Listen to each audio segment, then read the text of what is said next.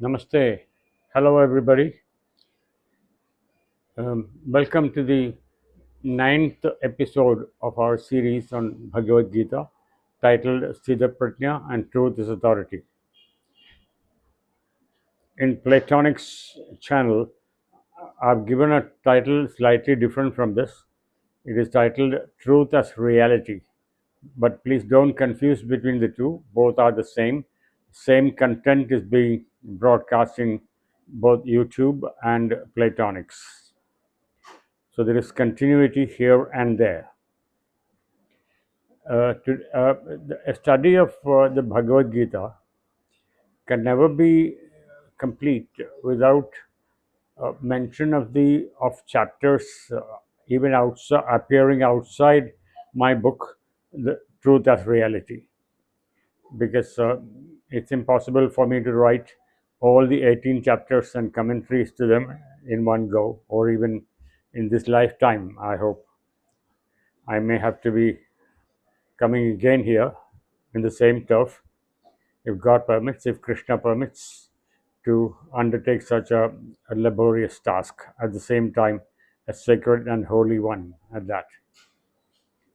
As I mentioned in the earlier chapter, in the earlier episode, the Gita discusses not only the holy aspects of life, but the most disastrous situations a man can fall into if he diverts away from, or he steers away from the path of dharma. Dharma is what the Bhagavad Gita professes from start to finish. It is always said that the first word of the Bhagavad Gita is dharma, dharma kshetre, and the last word of is mama, dhruva nitir matir mama, and the last word, the last syllable in the two syllables in the 18th chapter. So if you turn it around, it becomes mama dharma, my duty, my responsibility, my karma also. As I mentioned, we all come with baggages at the time of birthing. The good and bad accumulated memories, accumulated jobs, accumulated burdens that we carry forward from a previous existence to this existence, because the Gita believes and asserts the existence of rebirth and reincarnation until a man exhausts all the other pending baggages and pending luggage in his backpack, sort of. And then, in Swami Vivekananda's very convenient word, until you work out your karma, there is no way of escape from the cycle of birth and death. So, in this episode, I would like to caution you against the pitfalls that a man may befall if one is not completely steered towards the path of dharma.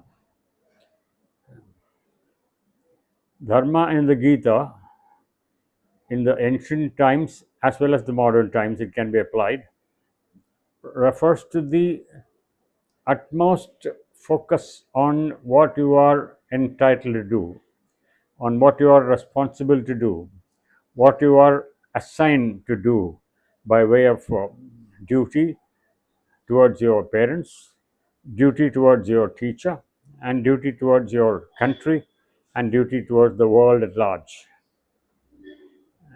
In one word, you could say welfare. Kshemam is the Sanskrit word for total, all encompassing welfare of society, including man, woman, and child. That starting from the king to the last cadre of society. And Gita spends time and chapters devoted to each and every aspect of social conduct in its 18 chapters of study. And in the second chapter, I mentioned in the last episode that it gives a very, very horrid analysis of the pitfall that awaits man if he or she diverts even a millimeter from the path that is ordained to him or her, which according to Krishna and the society and the world we live in, is we are not alone. We are not single islands trapped in a storm or something. We are living in a society full of responsibilities and duties to perform. We owe our existence to the other, including the whole a whole species of animals and plants whom we classified as living at the instinct level as Sthitaprajna in the earlier episodes. But we are also responsible to their welfare, not only to the welfare of our fellow human beings, but to the welfare of all that is living in the earth. Because I mentioned in the last episode that everything around us is either Ishvara Srishti or Manushya Srishti. Manushya Srishti is should be meant for the welfare of mankind and the welfare of all the other kinds of life around us. And Ishvara Srishti, you will not find one object or one item or one species which is harmful to the society.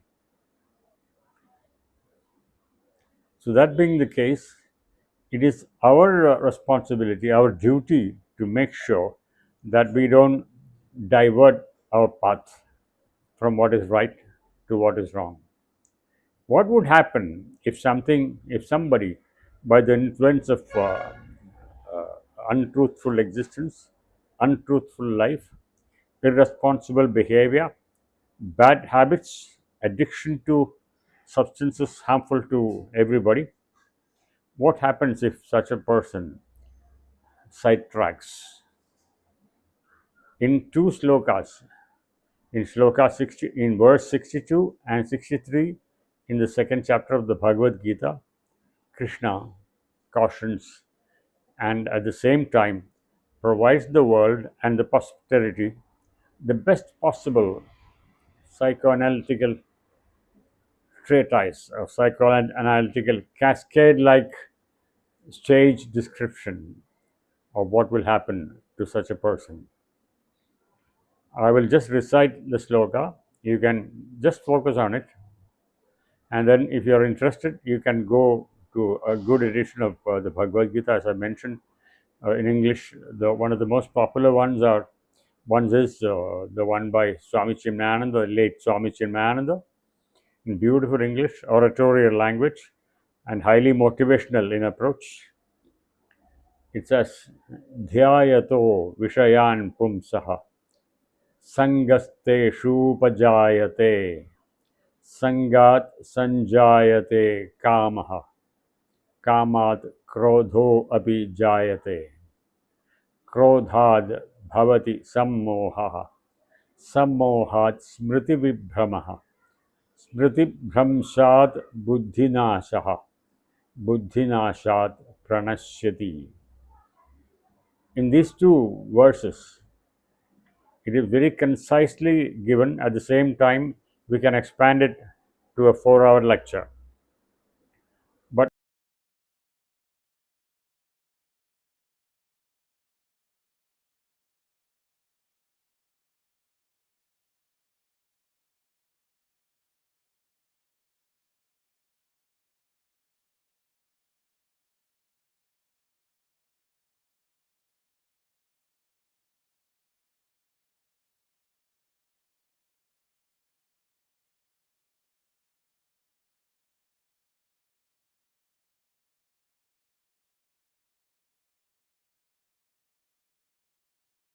in approach, it says, Dhyayato Vishayan Pumsaha Sangasteshupajayate Sangat sanjayate kamaha. Kamat krodho abhi jayate. Krodhad bhavati sammohaha. Sammohat smriti vibhramaha. Smriti bhramshat buddhinashaha. Buddhinashat pranashyati. In these two verses, it is very concisely given. At the same time, we can expand it to a 4 hour lecture. But it's the best, concise, precise psychological analysis of a pathogenic condition that man drives himself into, or a woman drives herself into. Dhyayato Vishayan Pumsaha. I mentioned the meaning of Vishaya in the Bhagavad Gita and Vedanta in the previous episodes. Vishaya means objects surrounding us. There will be always objects surrounding man and woman. One of the chief objects surrounding a woman is man, and one of the chief objects surrounding a man is woman. Along with these two, there will be a train of a procession of other objects, other Vishayas, who can influence positively or negatively the lives of both a woman and man. It is traditionally and proverbially mentioned in all the scriptures that the enemy of man is wine, women, and wealth.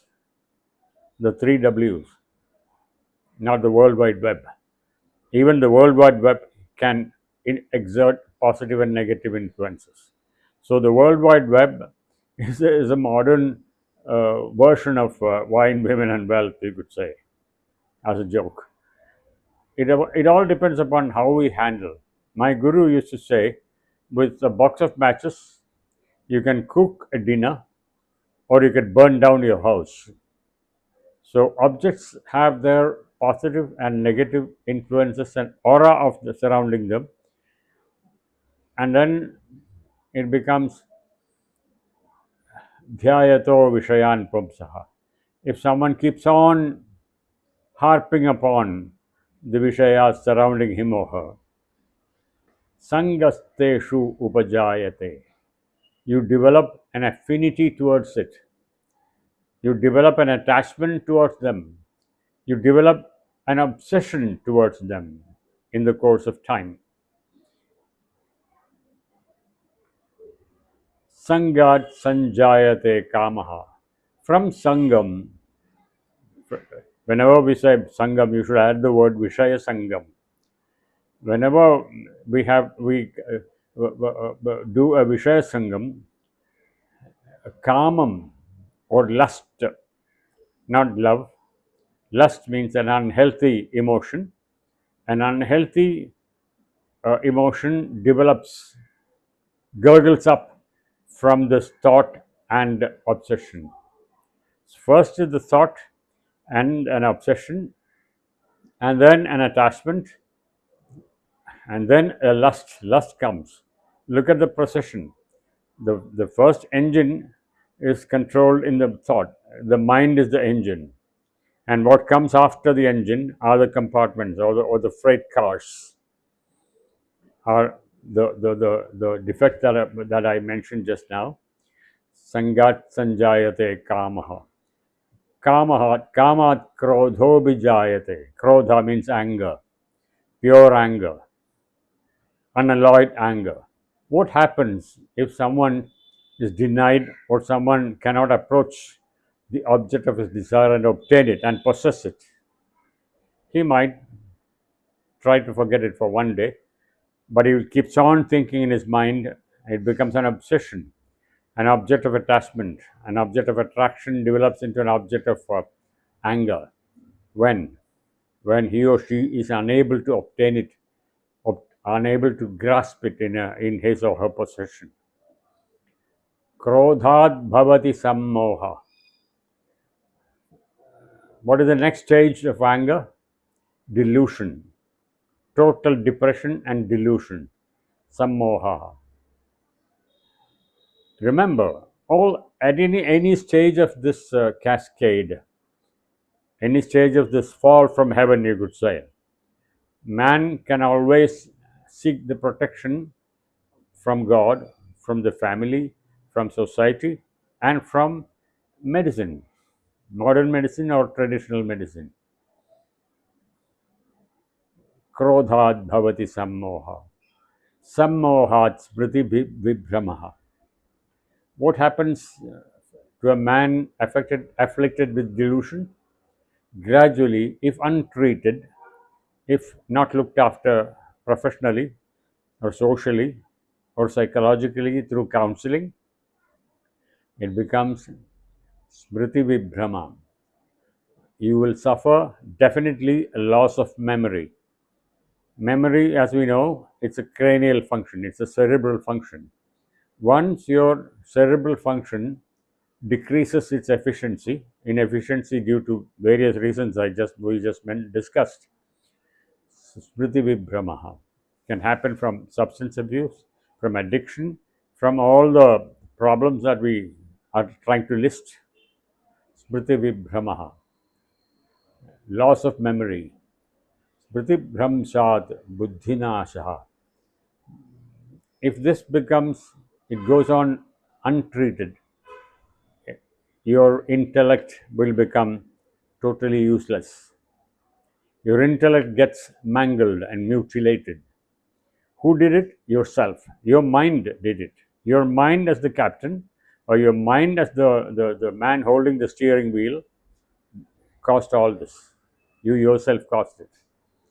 Smriti bhramshat buddhinashaha. Buddhinashat pranashyati. What happens after buddhinasham? Buddhinasham is loss of intellect, destruction of intellect. That becomes total disaster. Once that stage of utter, utmost destruction is reached, no one can help you. Nothing can help you. With this unholy, with this cautionary note, let me conclude today's episode, and we will continue in the next one with what are the immediate solutions that around that can help such a person. And then for every disease, for every bad portion, for every bad substance, there is an antidote. What is the antidote Vedanta will give you? This we will discuss in the next session, in the next episode. With that, may the blessings of the Lord Krishna, be upon all of us. Thank you very much for your time.